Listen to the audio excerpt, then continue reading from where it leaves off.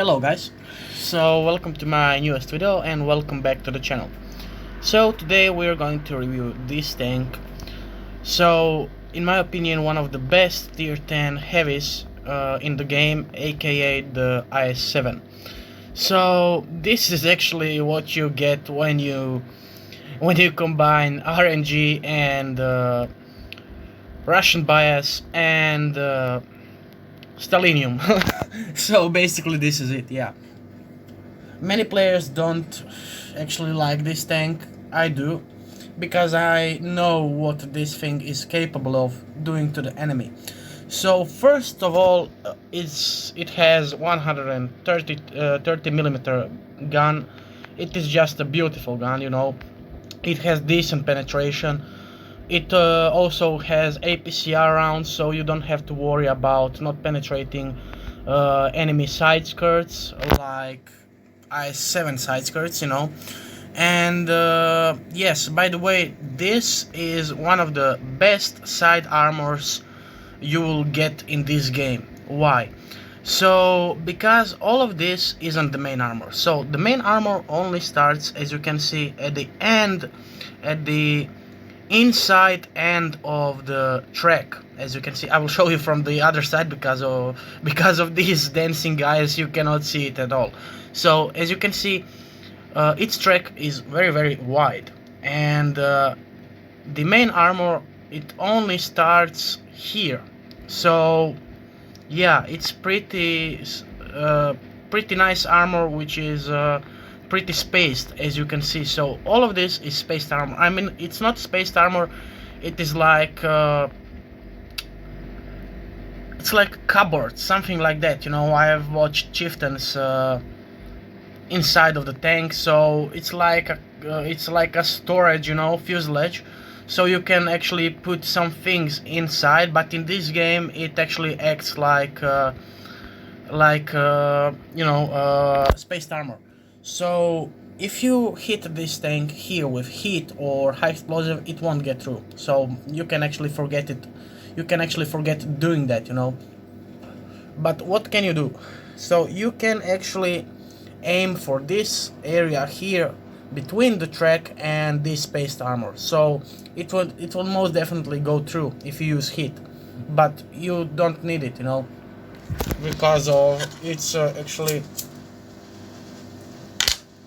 sorry, it's not actually that thick, you know, but it's pretty effective against chemical shells, so high explosive and heat shells.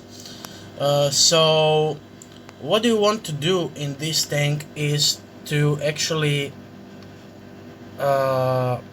position yourself like this. So you don't want to wiggle because it has spike nose. I will show it to you in my video what I have done. It's not like high damage replay, it's like I think 3k damage, you know, 2 kills, and it's just a regular replay of mine. So let's quickly go to the upgrades and see what this thing has. So it has, like I mentioned, 130 millimeter gun. So its aiming time is average, which is good for a heavy tank, especially with this big gun. It's 5.4.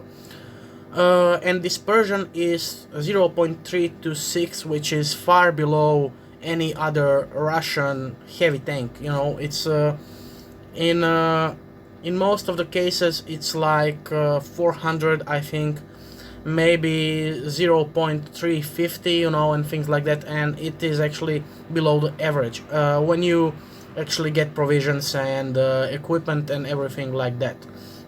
Then we have reload time, which is not that good, but it's actually decent. It's 11.48 seconds, and its average penetration for AP is 273, for APCR it's 318, and high explosive it's just beautiful for 130 millimeter gun, it's 75 millimeters, and average damage is 460, 390 for APCR, and HE is 600. Then we have depression and elevation angles. Elevation is 18, which is good. and depression is 6 degrees, which is not that good, but it can be quite effective, as I will show you in the replay.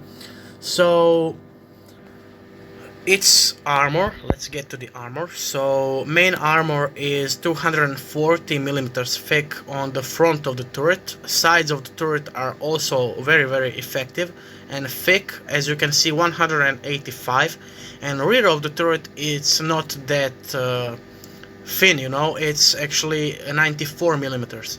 Hull is 150 millimeters. You can actually think that is not that much for a heavy on tier 10, but you have to have into consideration that it has a pike nose. So yeah, it's angled armor, you know, and everything like that. Then we have 150 millimeters on sides and 100 millimeters on rear. We also say that 150 on the sides isn't that efficient, you know, but as I told you, it has a pretty good spaced armor. So its spaced armor isn't the one that you actually see on Sheridan, that is actually close to, you know, to the hull, that actually makes it possible for some high caliber hit shells to get through, or I mean Hesh won't to go through because it explodes on impact, but some hit shells will go through. This is not the case with IS-7. As you could see, it has pretty dense and thick spaced armor, you know, because it actually, I think, has double spaced armor. But that is actually not the whole thing that I want to say. Just like T-22 medium, its hull is actually shaped like a small boat. You cannot see it here on the, you know, when you look at it, but if you could go to, I don't know if it's in Kubinka or the English museum. Sorry, I actually again forgot the name. So I don't know in which museum it actually is. I think it's in Kubinka. So if you could go there and take a closer look at IS-7, you know, you could actually see that its hull is not so boat shaped, you know, so it is in a shape of a boat or a ship, as you want to. So this makes it pretty effective. So not many players know that in the beginning when they go to tier 10, and they are like, what the hell. I've read the stats, you know, for this tank, and this should go through, but it's pretty angled. So, and it's also has spaced armor, so that thing also removes the penetration value from any shell, you know, mostly from hit shells, but also from APCR and AP shells.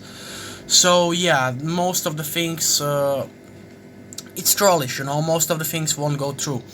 And the only tank that actually has the, I think, greater spaced armor in this game is actually E100. I'm not so sure which one of those tanks has the more efficient spaced armor, but I would definitely say E100 because it's also thick, you know, and everything else, and it also has that huge tracks that go all the way up, unlike the IS-7 that is only covered in tracks like in a half of the tank. So yeah, but it is also pretty goddamn effective, and the only tank that gets it out of tier 10 league is T-22 medium, in my opinion. So yeah, that's it for the review, and now let's go to the replays. Enjoy. So guys, here we are on the Faust, and here we're going to actually, well, you know, I'm AFK, sorry, a little bit, but here we are going to push here, and we're going to actually hold the line against the 110 E4, and as you will see, we will do a pretty decent job. So as I said, this isn't a high damage replay. I think it's only like 2 or 3k damage. I'm not pretty sure. I think it's also in between those two, but I want to show you why I still love this tank. So we're going to go here to avoid being spotted just yet, you know. And here we're going to, as you can see, we are probably, I don't know, I don't remember, I think we will get penetrated. But as you can see, yeah, we're going to. But as you can see, it's also pretty effective on the hill. So if you are like on the lower spot, I wouldn't recommend it to you. Because you will get penetrated a lot if someone has good gun depression like that T100E4. So T110E4, sorry.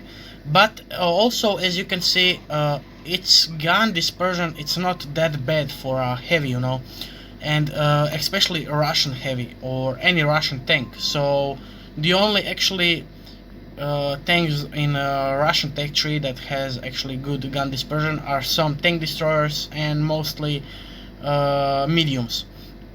So here we're not going to push this T95. I know you thought that, but we're not going to do that because of that Yagaru, as you can see here, and he's holding the line here, so we're going to wait this motion here. I don't know what he was doing, and now we're going to pull back reverse, you know, to avoid taking damage from him. And now this T95 is coming right here, we are reloading, and we are going to push him right through here. He's going to penetrate us. No, he's not, sorry, he's dead. And now it is purely a win, you know. And here I just want to show you how actually is effective on the hill. I took some shots, basically non-damage actually received that I've actually bounced. And as you can see, we're going to push him right here, and you see why this is still my favorite tank. It's got good depression, it's actually pretty mobile for a heavy tank, and it is definitely one of the best tanks to learn how to play in Blitz if you want to go for a heavy line, you know. And yeah, I would definitely recommend it for any new player in the game that likes heavy tanks. As you can see, we're not the top damage, but we did a decent amount of damage, and one kill, you know. Efficiency, it's not that effective. We've spotted 2 of them, you know, and damaged all of them and destroyed only 1 of them. So this is it for this replay, and coming up is next, where I'm going to show you actually how to bounce correctly in this tank and how to actually position yourself well, you know, and actually how to do also damage in this tank when you are uphill. So here it is, enjoy. Here we are on the canyon, as you can see, in IS-7, and in my opinion the better side of the map for any heavy tank, you know, because you have actually more cover from this side than on the other side, you know. You don't have so much cover from there. And I will go right here, you know. I think I will be the only one here that goes right. Maybe one of my mates comes with me, yeah, T92E1, sorry. And here we're going to be in a perfect position to actually bounce some shots. The first shot I'm going to take in, as you will see, 300 damage, I think, if I remember correctly. So yeah, here we are trying to get this T92E1, and we're going to absolutely wreck him, rip him apart. And as you can see, now he goes. Yeah, that's it. Now we are in position where I think 3 of the enemy tanks, if not 4, will try to push us. That was a nice bounce. As you can see, almost nothing will go through because of this position. So what makes this tank special? So the thing that actually makes him special is the skill you need to operate it correctly. Why do you need that skill? Well, because as you can see, so you can actually, you know, do things like this just to get in this position, you know. In any other scenario, we would probably be dead by this WZ-121. And actually, what I want to say, why is skill needed for this tank? So it is definitely needed because you have just enough gun depression that you can actually be on some hill, you know. So you have 6 degrees of gun depression. We're going to wait him, so we're not going to get out here, you know. We would probably get shot, and we don't want to do that here. So we're still not in a position where we can actually, you know, or get killed or lose certain amount of HP, you know. As you can see, we've bounced already 3,460 damage. That's not little damage. So that's more than the complete HP pool from IS-7.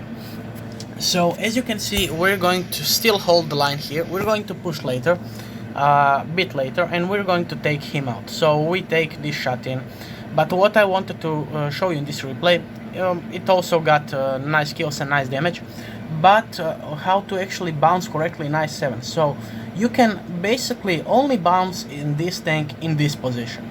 So there is no other position you can actually bounce. You know, you can be uphill like in the last replay, but you won't do nothing special when actually doing that, because you will probably get most of the shots taken in you, you know, and you can actually only do that if you want to protect your teammates when you don't want them dead, as nobody does, you know. And let's see how many shots we've actually deflected. So detailed, and yeah, penetration received 4, and non-penetrating hits received, it's double, so 8. Yeah, and what I wanted to actually, so 6 of them were somehow affected by me. So what I wanted to show you in this replay is just this, how to actually bounce it correctly, you know, and how to not take damage in this thing. So basically there is the place in every map where you can actually go into a position like this. So the best maps for this are basically Canyon. Then you can go in a position like this in Winter Malinkova, right there around that big rocks where all heavies go. And you can go where else? Well, Normandy, I'd say, on the, I don't know which side of the map that is, but